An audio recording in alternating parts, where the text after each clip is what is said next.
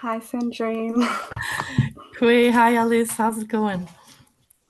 Good. Nice to meet you. It's nice to meet you. I guess we don't really know each other. Do you wanna maybe tell me a little bit about you? I'm so eager to know more about the writer behind the words.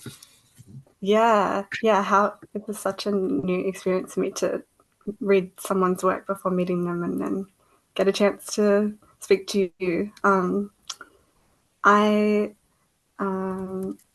my name's Alice. I'm a Wergaia Wemba Wemba woman, is which means that I'm from peoples of the Wimmera Mallee, Okay.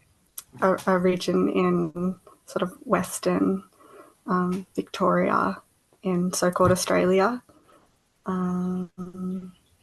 Yeah, maybe I'll leave it at that for now. And I'm speaking to you from Gary Word, which is some mountain ranges near my country. Wow. Okay. And is that where your community is based? About an hour drive is sort of where the beginning of Wergaia country Okay. begins. Yeah, it's like quite. It borders onto a desert, but I live a bit more southern where it's not as deserty. I wish I could see it right now. Cool. Me too. Well, my name is Sandrine, and I'm from the Wendat First Nations here in very near Quebec City. We're based here right now. We've been displaced in the past few hundred years, but now we have that one surviving community here in Canada. So yeah, and I identify as a musician first and foremost. Words are not the way I usually express myself. It came much later Mm, in my life, so I said yes to this project. Um, Kind of like without thinking. Uh, so I'm quite I'm excited, but I'm quite terrified also. Like I read your words and I was so touched and I really felt connected. I wasn't expecting that, like oh, I guess this is something like I keep talking about around me is how can we connect more as Indigenous people across, let alone across Turtle Island, but in the whole world. And every time I connect with an Indigenous person, I can instantly realize how much we have in common.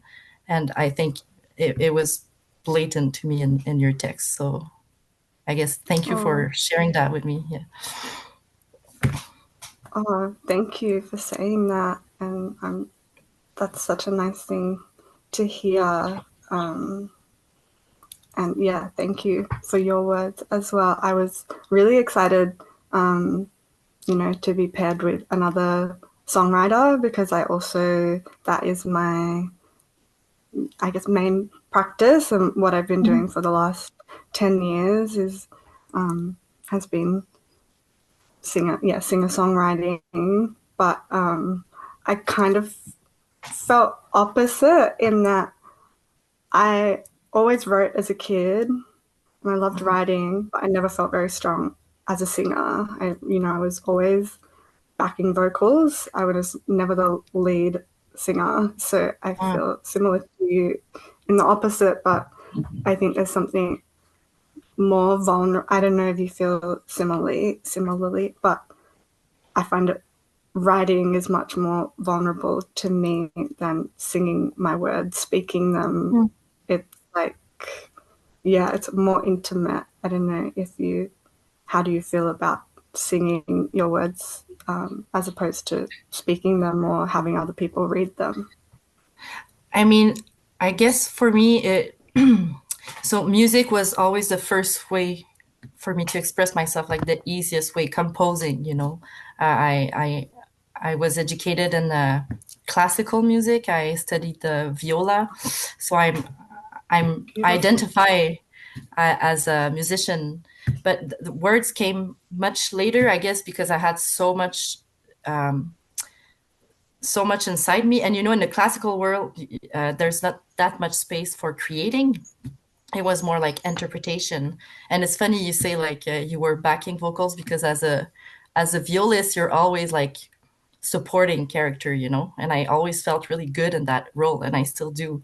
So I don't know why life has put me in that singer songwriter role right now, because that, I guess, that work has so many aspects. You got the creator, and you got the interpreter, the performer, and you got the composer as well. And those are three completely different ways of expressing oneself to me. And so I feel like it's natural that I don't feel really comfortable in all of those wearing all those hats.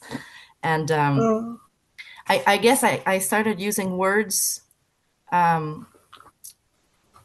the same time as I was learning my nation's language, the Wendat language, which is almost completely unspoken nowadays, but we're like reviving it right now. Where there's this big movement of trying to revitalize the language, and Mm. through learning my language, I felt I connected more with the land. Like my relationship with the land was feeling much more true and like much deeper. And so Mm. that's how I started trying to use French words, as even English. Like I dabbled in English writing also. So I Mm. guess it became more and more natural to use both music and language to express the things that I cannot talk about, or that I don't want to talk about because they're too hard, right? Yeah. Yeah. Wow. I'm going back to what you mentioned before about like connecting with other First Nations people, other Indigenous people from like the other side of the world, and these ways that we're able to instantly, there's a layer or like there's a place where we already are meeting each other of understanding, I suppose. Alice, I know you're a singer-songwriter as well, and that was I was happy and happy and surprised to see that we were paired together. And but we went about two really different processes of writing our piece. And um I feel like I stayed in my comfy moccasins like, and I feel like you took a different route. And I really enjoyed like I feel like it's a whole connected piece, but there's different parts of them, and I had to reread it a few times, not only because I'm not an English speaker, but there was a lot to take in. And I Yeah. wonder, like how you went about this, like why you went uh, in this direction, or how was the process? How did you go about writing this piece? And I guess also like what were your feelings writing it, like through writing it, as not only Mm. as a songwriter, but especially from that lens as a songwriter. I'm curious. I guess what I said before about I never felt musically strong. I always loved reading and writing, and ever since I was really little, I was journaling constantly, keeping diaries, and I was a melodramatic kid, and like Same. experiencing my yeah, experiencing my life as this movie and needing to document everything and Mm.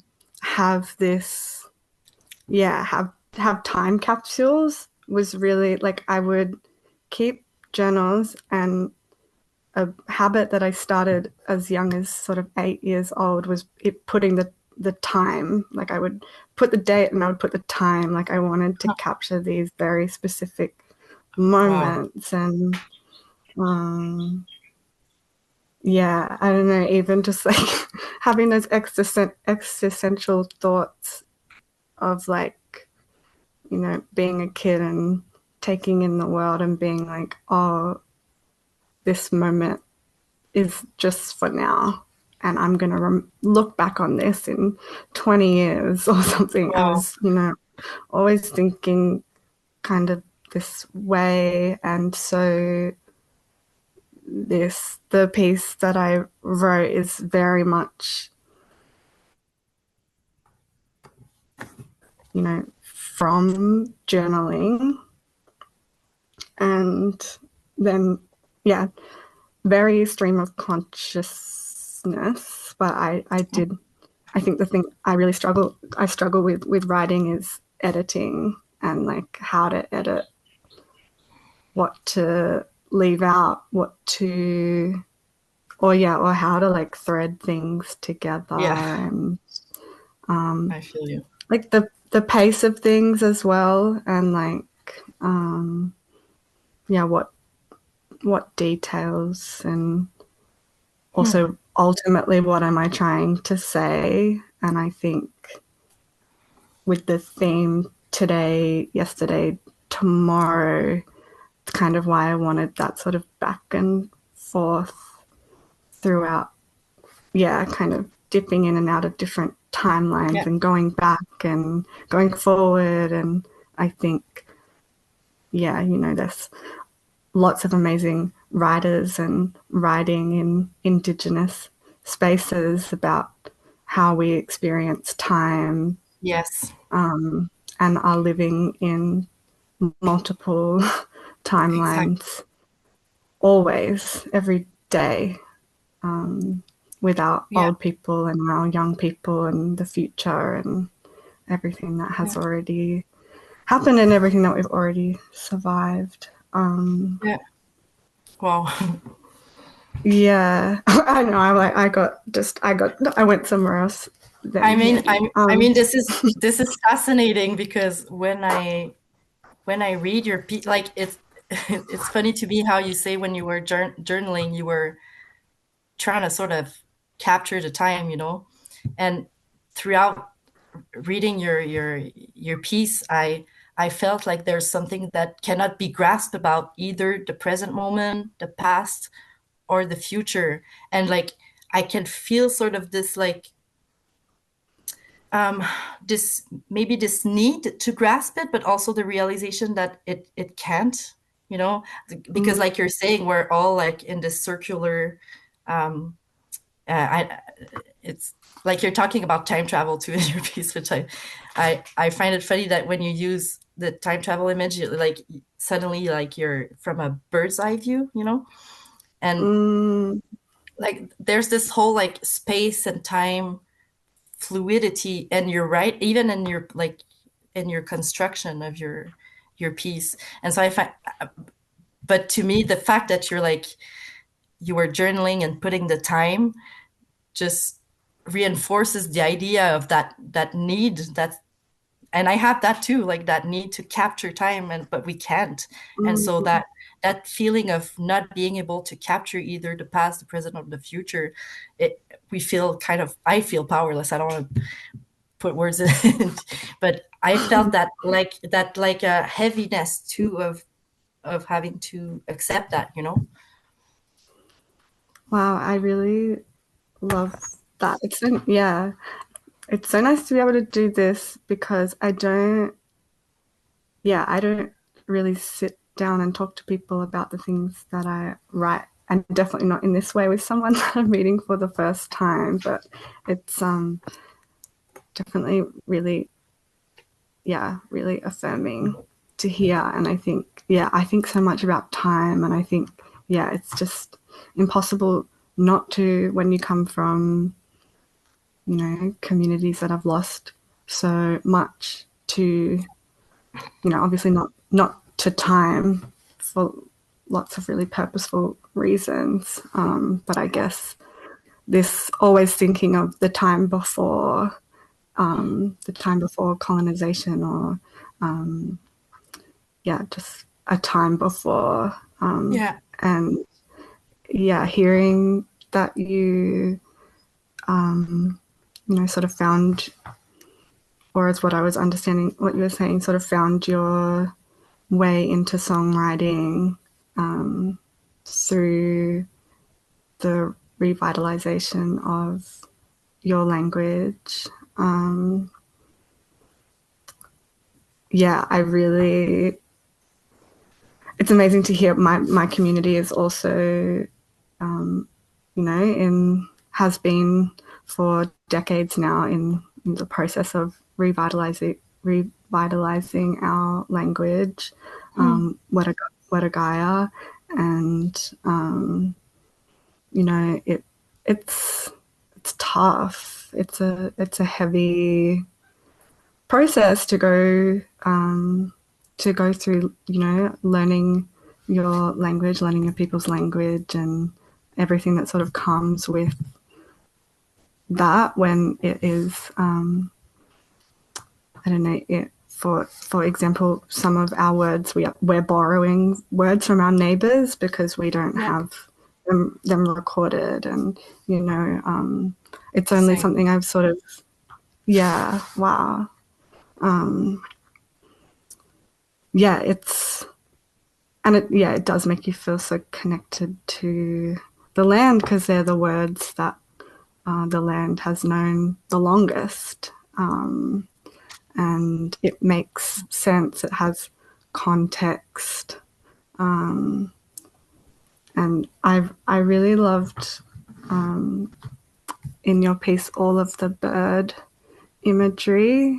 I wrote down, "I am the ostrich with the longest neck." I really like that line. I love all of the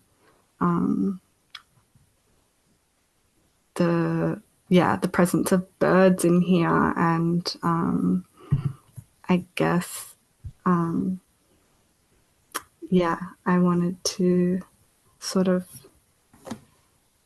ask a little bit more about that, and if you could describe your country or any of the animals that are there, and if they make appearances in your music often, or in your writing often.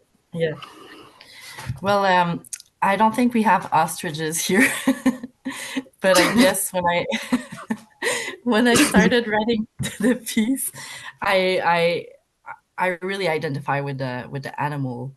I mean, obviously, it's a song. It's a song about denial.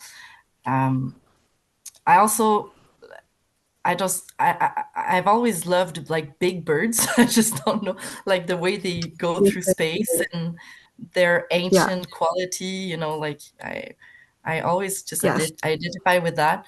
And when I was writing this song, like I was like fiddling with ideas and stuff like that, and I was in a park on a bench, and I thought to myself, because at that point maybe I had like three birds in my song or something like that.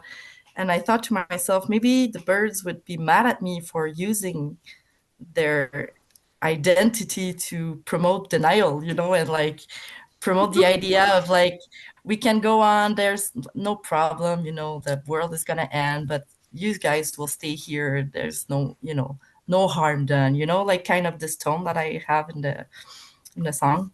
And then at that point, a bird shat literally on my arm while I was writing.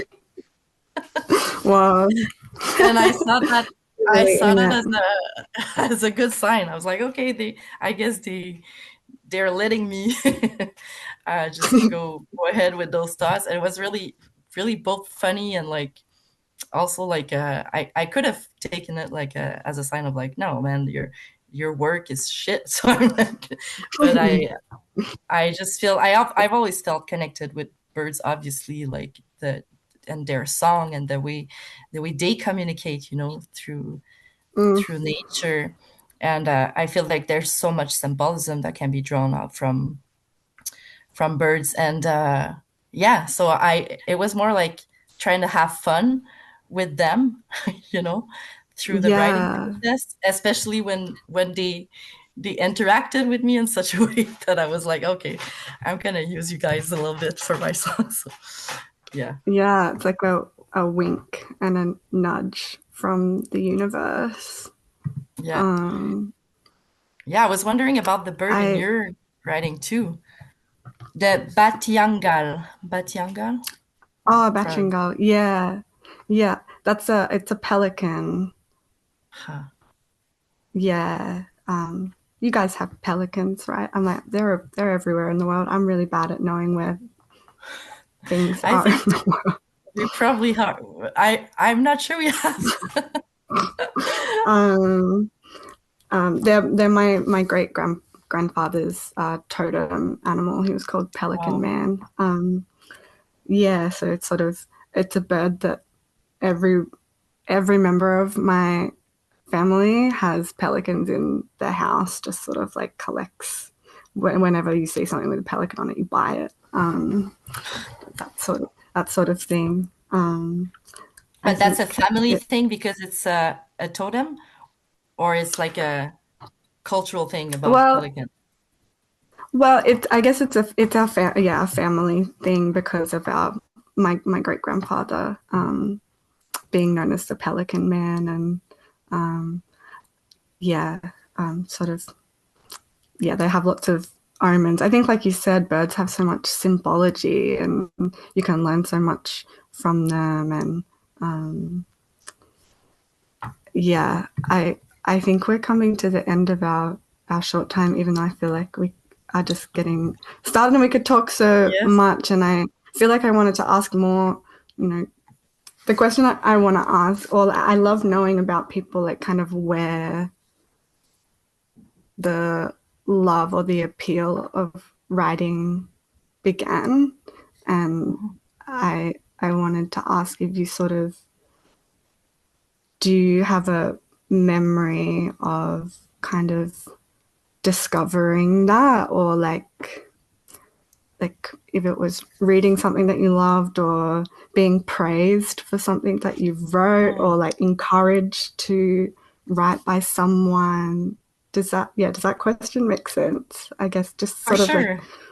when did the seed kind of plant into like now Sandrine, who is making music and writing? Right. Because I keep saying that I sometimes feel disconnected from the writer in me, but I recently like reconnected with my younger self, experimenting with writing. I found some old, like, really, really old. Well, my mom kept some old poems I used to write and like uh, beginnings of novels and stuff like that. And I I really reconnected with my childhood self through those in such a way that I've never really have before through like pictures or stuff like that. And so I guess like writing it can be such a window into a person's in their most intimate thoughts and aspirations and I remember my mom always being really like strict about having good grades in writing and literature, and she taught me well, and I remember the first poem she showed me that she wrote when she was like 12 years old, and I Oh was like wow. 10 or 11 at the time, and it blew my mind. I was like, oh, Mom, you're so talented. This is so good. Like the rhymes and all, it blew my mind. And so, Oh, like, I that's guess so sweet. I guess that's when I started to, try to do it myself. I remember she wrote a poem about like cigarette, like it was like the whole thing was like it was like a couple, but at the end you find out it's not a guy, it's a cigarette, or it's not a woman, it's a cigarette the whole time. And I try to replicate that Wow. through through like That sounds having this cool. punchline, and that's how I first try to dabble with it, and music took over, but I'm started to realize that it's always been there. Yeah. Mm, And that comforts that's me so too. beautiful. Yeah. Yeah. Oh, thank you for sharing that. So nice to Well, meet thank you. you. It was so nice to talk to you. It actually, I feel really good right now. It's Yeah, 8 me p.m. too. here. Yeah, I'm gonna I have did a, wonder. Oh, yeah, yeah, it well, really, it closed the we'll day really talk well. more. We'll Let's talk keep in more touch. off record. Yes, exactly. Well, nice meeting you and see you all night. Bye.